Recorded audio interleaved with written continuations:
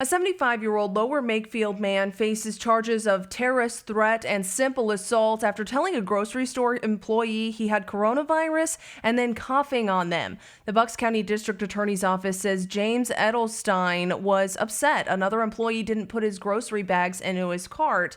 They say he pulled off his mask, coughed on a female employee, and said he just tested positive for COVID-19. Now, Edelstein told police, quote, "I'm happy because I caused a disturbance and disrupted the flow of things." Now, he wasn't arrested, but charged via summons issued. Katie Johnston for CBS Philly.